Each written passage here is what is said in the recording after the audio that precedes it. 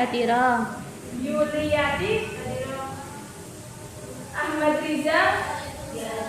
Oh, Ahmad Rizal boleh terus ya? Ya. Saya Nazaro. Rani Widiawati. Nia Faradina. Suratul Rasyadah. Nah, di sini kan ada anak yang sering bolos dan tidak berangkat, itu jangan dicontoh ya. Ya. Sekarang materinya apa? Nah, sebelum Ibu melanjutkan ke materi, Ibu akan menyampaikan sedikit tentang tujuan pembelajaran kali ini ya. Nah, tujuan pembelajaran yang pertama itu adalah meningkatkan kecintaan peserta didik terhadap Al-Quran dan hadis. Yang kedua itu membekali peserta didik dengan dalil-dalil yang terdapat di Al-Quran dan sebagai pedoman hidup. Yang ketiga, meningkatkan kehusyukan peserta didik untuk beribadah, terutama sholat, dengan menerapkan hukum tajwid ketika membaca bacaan surat pendek.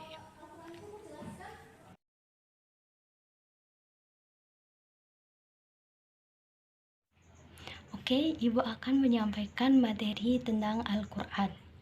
Nah, Al-Quran itu berasal dari kata kerja yang artinya membaca. Sedangkan huruf alif yang terdapat dalam Al-Quran itu adalah kesempurnaan. Jadi Al-Quran itu bacaan yang sempurna.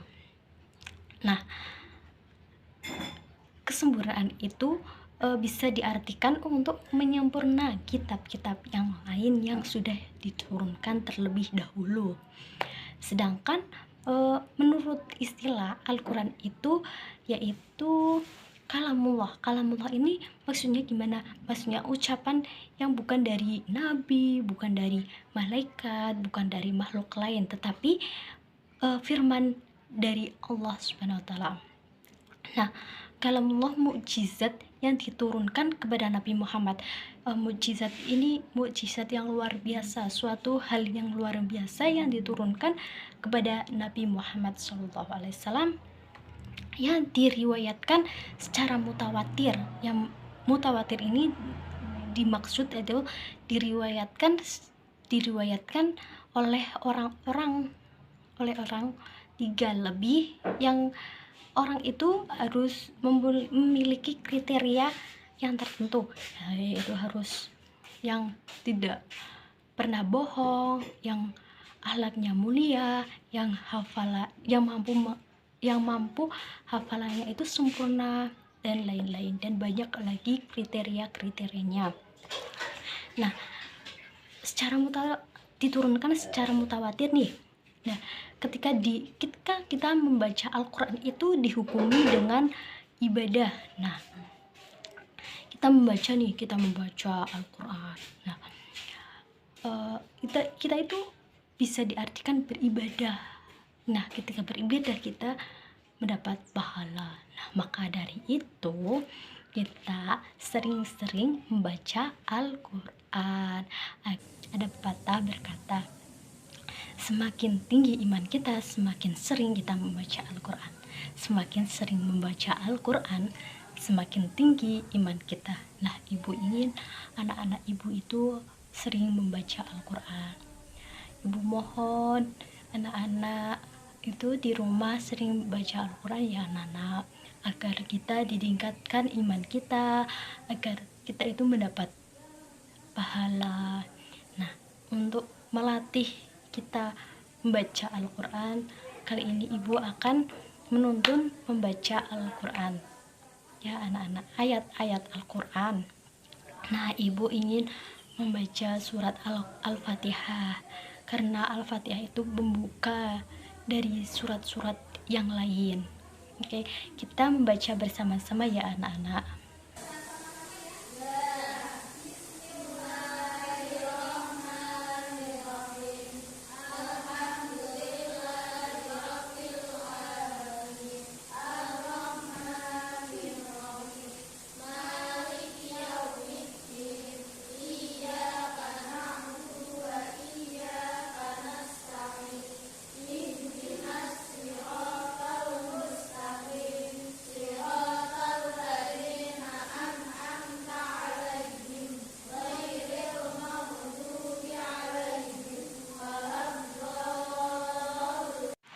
Oke, Ibu akan melanjutkan materi tentang fungsi Al-Quran. Nah, fungsi Al-Quran dalam Islam itu ada dua.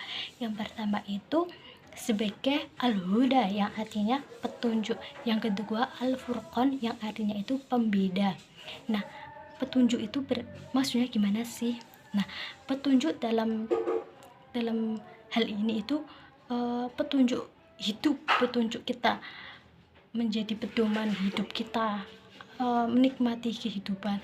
Nah, petunjuk ini bukan hanya petunjuk hanya orang Islam, tetapi seluruh umat umum, karena Al-Quran itu bersifat universal, yang berarti umum. Oke anak-anak. Nah, yang kedua itu bersifat Al-Huda, Al-Furqan, Al-Furqan, yang bersifat Al-Furqan, yaitu pembeda. Nah, pembeda itu maksudnya gimana? Nah, Al-Quran itu membedakan dari hak yang batil dan yang benar, dari yang benar dan yang tidak benar. Nah, maksudnya gimana sih? Nah, seperti makan makanan haram dan halal, bisa membedakan makanan yang ini yang haram, makanan ini yang haram dan yang halal, bisa membedakan makanan yang halal dan yang haram. Nah, begitu anak-anak. Oke, Ibu akan melanjutkan materi tentang hadis ya anak-anak. Hadis itu berasal dari bahasa Arab yang artinya baru, yang tidak lama. Oke, sedangkan menurut para ulama, menurut para ahli, itu sinonim dari sunnah. Sunnah itu suatu hal, suatu perkara yang diriwayatkan oleh Nabi Muhammad SAW, baik itu berupa perkataan, perbuatan, penetapan. Yang maksudnya itu gimana? Maksudnya itu semua perkataan Nabi itu memiliki bermakna hadis, bermakna bisa berarti hadis. Nabi Muhammad SAW berkata ini, oh ini hadis, ini hadis. Perbuatannya juga dinamakan hadis, dan penetapannya atau yang dimaksud takrir itu bisa disebut hadis. Apapun yang dilakukan oleh Nabi Muhammad SAW itu adalah hadis. Nah, begitu anak-anak. Sudah paham kan sampai sini? Kesimpulan yang bisa diambil dalam pertemuan kali ini yaitu kita hidup berpedoman dengan Al-Quran dan hadis.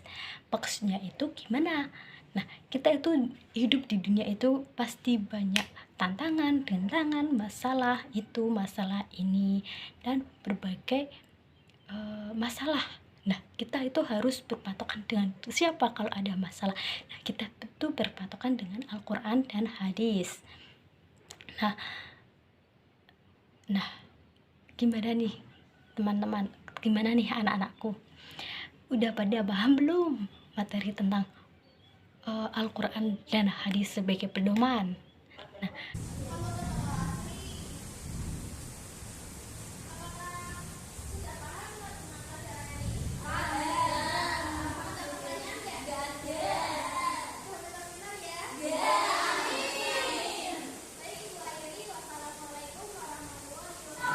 Bismillahirrahmanirrahim.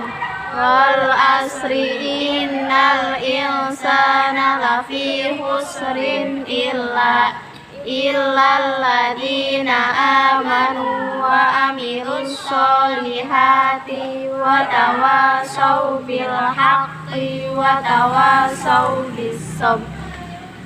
Alhamdulillahi rabbil alamin.